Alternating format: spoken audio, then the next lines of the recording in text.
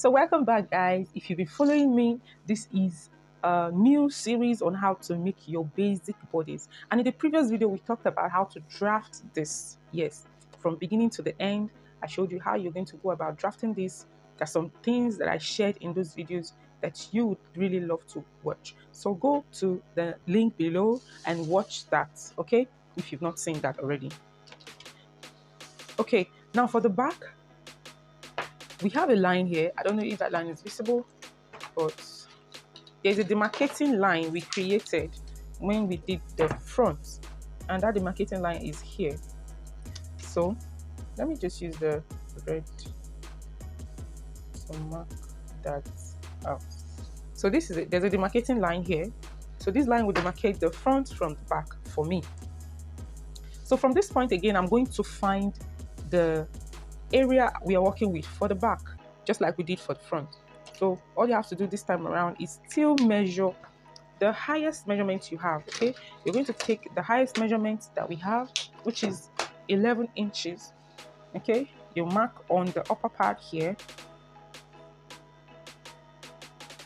Okay, you also mark on the lower part. So since this broken line here is a straight line, so we're just going to take that as our margin for marking this.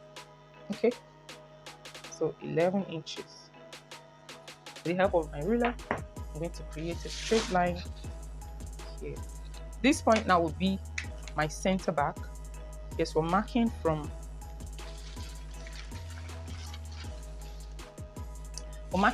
here towards this point now. We're marking towards us. So I'll square off the margin here. Also do the same here.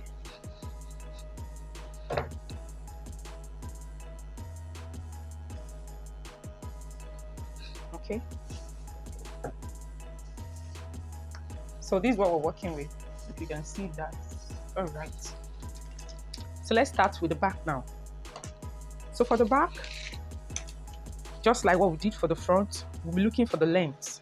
Now the length we are working with for the back is the length from shoulder. No, these are shoulder. So the shoulder to the armhole. Shoulder to the armhole is 9.5. You're not looking for your bust point. We don't need a bust point for the back. Remember, there's no bust at the back, right? Now shoulder to the back waistline. Remember, I showed you our back waistline at the front when we were drafting the front. Yeah. So the back waistline is 15 inches. You're going to mark that point. Then the length. Now, how do you look for your length for the back? Because you know the back waistline is shorter than the front waistline. Therefore, it will affect the length, right? So what I usually do is this. Whatever the difference is for the back and the front waistline, right? I'm going to take it out from my tape this way. Now I have 2 inches, right? So I'm taking it out from my tape this way. Then mark the usual length I have on my book, which is 26 inches. So I take out my 2 inches from here, from my margin here, and mark my length, just for the length, okay? Okay, so if I bring back my tape and look for that measurement, it is 24 inches. So you can also do 26 inches, which is the full length, minus 2 inches, which is the difference between the front and the back, to get 24 inches. Okay, I hope you get that right. Right, so let's continue. I need a straight line. So I will have to mark in another area to form a straight line. I mark 9.5, mark 15, and I mark 24 inches.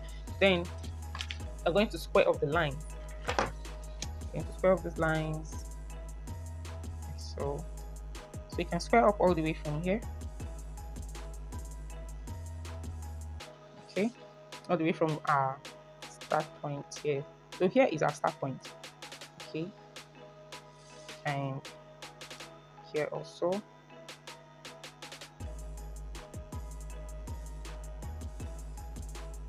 Can you see that? So here is our armhole, just like we have for the front. This is the waistline, and this is the length now. So here is the difference piece is no more included. So the next thing we're going to do is to find the armhole curve, just like what we did for the front. Okay, I want you to see this clearly. So this is what I do. I mark my shoulder measurement divided by 2, which is 8 inches. You mark it on the shoulder line. Remember, this is the shoulder line. Then also on the armhole line, you mark that 8 inches. Then you are going to connect those points together. Then you do a shoulder drop, okay, for 1 inch. Then you look for what is left. Okay, it is a shoulder drop. So whatever that is left there, I'm going to look for the midpoint. The midpoint of 8.5 is 4 1/4. You can fold your tape this way to find that.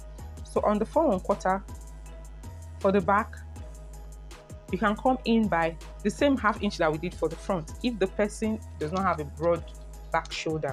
My client I'm working with does not have a broad back shoulder. So if the person has a broad back shoulder, you can decide to make it 1/4 of an inch. So I'm going to make mine 1/2 inch also for the back. So I have 0.1, 0.2, then 0.3 is to mark your armhole. On your armhole, you mark your bust circumference. Okay, let me keep the tape this way. Bust circumference divided by 4. So which is 10 1/4. So it's at this point you have your 3 points, 0.1, 2, 3. You connect them with your cord. Okay.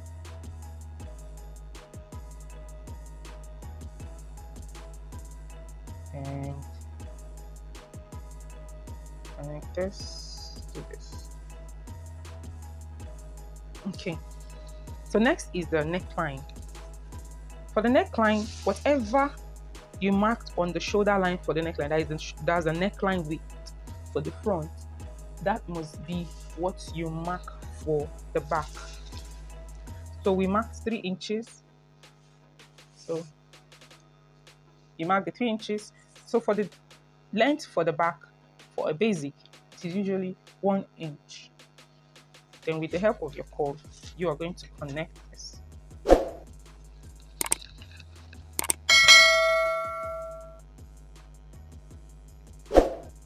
Okay, then you drop the shoulder. So at this point, we're done with the upper area. So now the next thing you do is to mark your measurements. The bust measurement that you marked on the armhole line, you're going to mark it on the waistline also. That's 10.5 inches.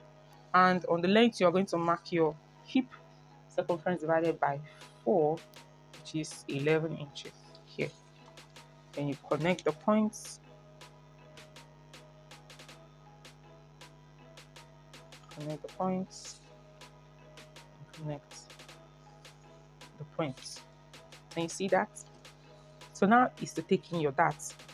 So for the darts, you need to find your bust span. That's a nipple to nipple measurement. Yes, we don't have nipple on the back, but you need to find a point where the dart will lie. So that's why we also make use of the bust span at the back.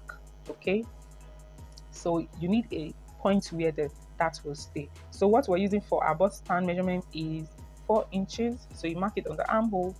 You also mark that on the waistline. You also mark it on your hip line, that's the length line. Then you're going to connect those points like so. You see that? So when you're done with this now, is to take in your dart, right? So you measure what the waist is. My waist divided by 4 is, the waist divided by 4 that I'm working with is 9 1/4. So you're going to mark 9 1/4 at the point here. Then look for the difference, which is 1 inch. You're going to split the 1 inch in between the dart to form your, in between the bust span to form your dart leg. Now, just as usual too, if you're not cutting through, you're going to come down, just like what we did at the front. So we're not cutting through, you're just making a basic pattern here. So you're going to come down by 1 inch, at this point, and on this border point, you're going to come up by 3 inches for the back because of the hip. Remember, the back has hip. Okay, that's where the hip protrudes. Now you're going to connect the points. Connect the points like so. So you can see we have shorter dart legs at the back. Can you notice that already? If you can notice this, that means you're following me very well. You can see we have shorter dart leg for the back. Let me see. Yeah, for the back compared to the front. The front has a longer dart leg. Okay, that's because you can see we did 3 inches before our dart leg is formed for the back. Meanwhile, we did just 2 inches here. All right, and that's why we have a shorter dart leg for the back compared to the front. So at this point, we are still going to do a dart intake for the back. This is called the center back dart intake. Now, if you watch the body, you can see how the curve is at the back. The back has a well contoured curve compared to the front at the hip area. From the waistline down to the hip area, the back is more contoured compared to the front. So we're going to do a dart intake at the center back. Now this dart intake is usually 1/2 inch. So in a case where my client's excesses that I have marked from here is more than 1 inch, I won't put all the dart intake into the waistline dart intake. I'll share it. If I have 1.5 inches as the excess here, I would mark 1 inch only for this point and give 1/2 inch to the center back. But in this case, my client's excesses is just 1 inch. So what do? I have to borrow 1/2 inch from the air and replace it here. Yes, that's what you do. So in a case also where your client's bust measurement, I've seen such cases when your client's bust measurement is equal to the waistline measurement, what do you also do? This is what you also do. You borrow from the air. So in a case whereby there's no difference, what you have for the bust divided by 4 is what you have for the waist divided by 4. The same, let's say is the same 10 1/4, 10 1/4. How do you do the dart intake? You are going to take from the air, that's about 1 inch. Let it not exceed 1 inch, okay? Your dart intake. So you put that dart intake, then replace it at the side. So right here, we're not replacing because it is an excess from the body measurement that we've already taken, okay? So I hope you get what I'm trying to say. So at this point, for the center back, okay, I didn't label this. This is center back. For the center back dart intake, I'm going to make a marking of 1/2 inch here, and I'll connect the points. Okay, connect it all the way down, and so. Then I'll connect to this point, and so. Now, the best point to connect is to find your shoulder blade area. The shoulder blade is around here, which is approximately your armhole curve point. So the armhole curve I took here, measuring from the shoulder line, is 5/1/8 of an inch. So I'm going to mark that 5/1/8 of an inch here. So at that point is where it's usually advised to mark up to, but you can still decide to mark on your arm to stop the dart leg at the armhole area. So it depends on your choice. So let's just do the one that is more advisable. Why people avoid this one, or me, why I avoid it, is because I have to replace this again here. So whatever that I've cut out here, which is about 1/4 of an inch, I'm going to replace it here also. So that's just it, and you mark back. But before marking back, we're also going to replace this, remember, because we borrowed it from out of the air. Or where should I say we borrowed it from? I borrowed it from you guys. All right, so whatever I've marked here, I'm going to take it here. It is 1/2 inch, and we're going to connect back to the 1/4 I was taking out here, and connect back to the waistline, or rather the hip line. Okay, Now we have a new line. Now we have a new line. This is no longer our line. Okay, for the side. So you can see how well constructed that we have done. We've done a very good job here, guys. It's not easy. So if you followed me through in this video, by this time you should be conversant with making a basic bodice for yourself from the beginning to the end. So I told you about adding a curve. If you want to add curve on the side, all you have to do is on the sideline, like so, come on by 1 inch, then you connect this with your curve all the way to your dart line, like so. Very easy. So if you depends on what you're working with, because there are some dresses you make you don't need to do this. So you do the same thing to the front. 1 inch, you connect all the way. So you can see that. So at the end of the day, you're taking out this also. Taking out this. So this will be taken out, this will be taken out. So this becomes your new center back with a very nice curve there. That curve will create a nice smooth back for you. You won't have those foldings when you sew. So at this point, guys, we are done. So the next thing is to cut out. So to cut out, all you have to do is follow your lines, the outer lines, like so, all the way, all the way, all the way, all the way. Same thing applies to the back. Follow the outer lines. You know we have a new line here now. So we follow it all the way. This is a new line now. Follow all the way. And this is a new line also. Follow all the way. That's how you cut out.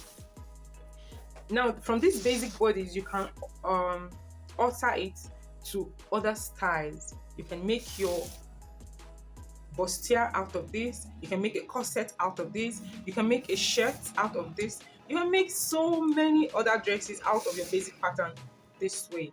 Okay, so guys, that'll be all for our drafting of the front and the back pattern. Okay, I'm going to see you guys in the next video. Bye bye.